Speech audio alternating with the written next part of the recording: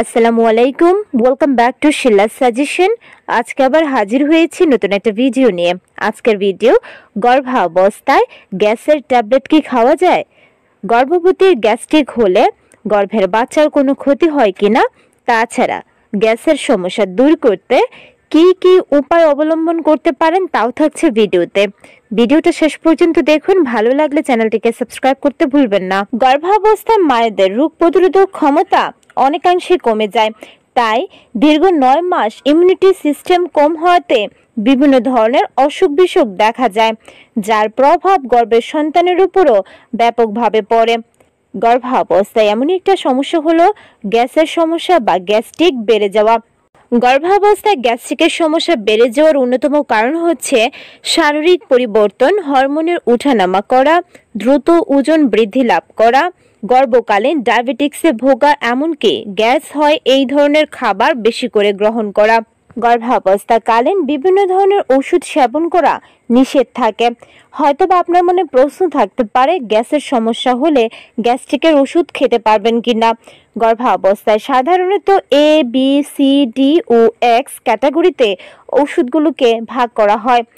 যদিও বা এ ক্যাটাগরির ওষুধ গ্রহণ করা সম্পূর্ণ নিরাপদ, বি ক্যাটাগরির ওষুধ শর্ত সাপেক্ষে ডাক্তাররা প্রেসক্রাইব করে। তাছাড়া সি ও ডি ক্যাটাগরির ওষুধ ক্ষতিকর প্রভাব ফেলতে পারে গর্ভের বাচ্চার উপর, আর এক্স ক্যাটাগরির ওষুধ কোনো মতেই সেবন করা যাবে না। গর্ভাবস্থায় গ্যাস্ট্রিকের সমস্যায় এ ক্যাটাগরির ওষুধ, বিশেষ করে রেনিটিডিন আপনি খেতে পারেন। তাছাড়া রেনিটিডিন যদি কাজ না করে, ওমিপাজল মানে চুষে খাওয়ার গ্যাস্ট্রিকের ওষুধও গ্রহণ করতে পারেন।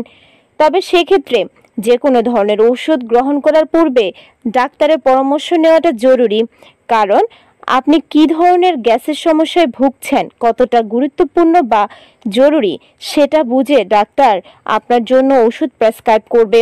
তবে ডাক্তাররা, এমনকি আমরা আপনাদেরকে পরামর্শ দিব গ্যাসের ট্যাবলেটের থেকে ঘরোয়া উপায়গুলো অনুসরণ করতে। এতে করে গর্ভের বাচ্চা একেবারেই ক্ষতিগ্রস্ত হয় না। ঘরোয়া উপায়ের মধ্যে আপনাকে কিছু নিয়ম নীতি মেনে চলতে হবে। বিশেষ করে খাবার গ্রহণ করার সময় সোজা হয়ে বসে খাবেন, যাতে করে পাকস্থলীর উপর কম চাপ পড়ে। তাছাড়া অল্প অল্প করে বারবার গ্রহণ করবেন খাবার। একেবারে অনেক বেশি খাবার খেলে গ্যাসের সমস্যা বেড়ে যেতে পারে। তাছাড়া ঘুমানোর সময় মাথা ও ঘাড়ের নিচে বেশি করে বালিশ দিয়ে উঁচু হয়ে ঘুমাবেন, চিত হয়ে ঘুমাতে যাবেন না। এতে করে বুক জ্বালা বেড়ে যাবে, গ্যাসের সমস্যাও বাড়বে, এমনকি গর্ভের বাচ্চার কাছে প্রয়োজনীয় রক্ত ও অক্সিজেন সরবরাহ হতেও বাধাগ্রস্ত হয়। এক্ষেত্রে মনে রাখতে হবে, ঘুমাতে যাওয়ার কমপক্ষে 1 ঘন্টা আগে সব ধরনের খাবার বা পানীয় পান করা একেবারে এড়িয়ে চলতে হবে। এমনকি খাবার গ্রহণ করার পর সাথে সাথেই শুয়ে বা বসে পড়া যাবে না। 10-15 মিনিট একটু পায়চারি করবেন, এতে করে খাবার সহজে হজম হয়ে যাবে। গ্যাস্ট্রিকের সমস্যা কমাতে ভেষজ ওষুধ হিসেবে কাজ করে থাকে মেথি দানা। বড় 1 চা চামচ মেথি দানা 1 গ্লাস পানিতে সারা রাত ভিজিয়ে রাখবেন। পরের দিন সকালবেলা বিচিগুলো ফেলে দিয়ে পানিটুকু খেয়ে নেবেন। এতে করে গ্যাসের সমস্যা একেবারে দূর হয়ে যাবে। গর্ভবতীদের জন্য এই পদ্ধতি বেশ কার্যকর।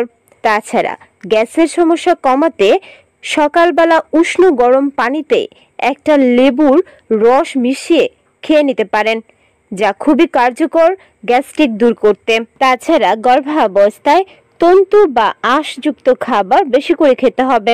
বিশেষ করে গাজর, আপেল, সবুজ শাকসবজি, নাশপাতি, ধনে পাতা, সজনে ডাঁটা, এমনকি ভেষজ চা গ্যাস কমাতে বা নিয়ন্ত্রণে রাখতে অনেক বেশি কার্যকর। গর্ভকালীন সময়ে যদি খুব বেশি টাইট পোশাক পরিধান করেন, তাহলে আপনার তলপেটে বেশ চাপ পড়ে। এই চাপের ফলে অতিরিক্ত গ্যাস উৎপাদন হয়। বিশেষ করে গর্ভাবস্থার শেষের দিকে আপনার ঢিলেঢালা পোশাক পরাটা খুবই জরুরি, এতে করে গ্যাস পাস হওয়াটাও সহজ হয়।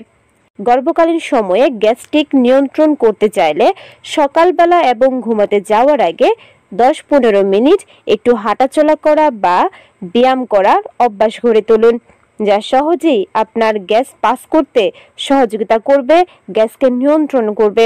পেটের যে কোনো ধরনের সমস্যা দূর করতে পানি অনেক জরুরি।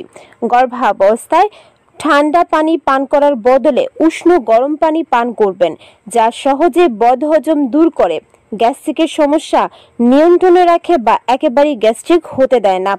তাই গর্ভাবস্থায় নিয়মিত হালকা উষ্ণ গরম পানি পান করবেন। আগেই বলেছি, উষ্ণ গরম পানিতে আপনি চাইলে একটু লেবুর রস মেশাতে পারেন। অতিরিক্ত গ্যাসের কারণ হিসেবে পরিচিত বেশি ভাজা পোড়া, দুগ্ধজাতীয় খাবার, ফুলকপি, বাঁধাকপি, এমনকি কার্বোহাইড্রেট বেভারেজ পানীয় যেমন কোকাকোলা, 7 আপ বা অন্যান্য কোল্ড ড্রিঙ্কস একেবারেই খাওয়া যাবে না। এগুলো পেট ফেঁপে রাখা, পেটে ব্যথা হওয়া, পেট ফুলে যাওয়া, এমনকি গ্যাসের সমস্যা বৃদ্ধির অন্যতম কারণ। তবে হালকা উষ্ণ গরম সরাসরি গরুর দুধ আপনার বুক জ্বালা কমাতে বেশ কার্যকর। তাই গর্ভাবস্থায় ঘুমাতে যাওয়ার সময় আপনি চাইলে 1 গ্লাস উষ্ণ গরম দুধ আপনার সাইড টেবিলে রাখতে পারেন। বুক জ্বালায় হঠাৎ করে ঘুম ভেঙে গেলে রাতের বেলায় এই দুধ পান করতে পারেন। পরিশেষে বলবো, গর্ভাবস্থায় গ্যাস হওয়া বা গ্যাস্ট্রিকে ভোগা সাধারণ ব্যাপার। এতে করে গর্ভের বাচ্চার তেমন কোনো মারাত্মক ক্ষতি না ঘটলেও গর্ভবতী বা বেশ অস্বস্তিতে থাকে। ঘরোয়া উপায়গুলো অবলম্বন করার পরেও যদি গ্যাসের সমস্যায় মা দীর্ঘ সময় বা দীর্ঘদিন ভুগে থাকে, সেক্ষেত্রে ডাক্তারের পরামর্শ নিয়ে অবশ্যই ওষুধ সেবন করতে পারেন।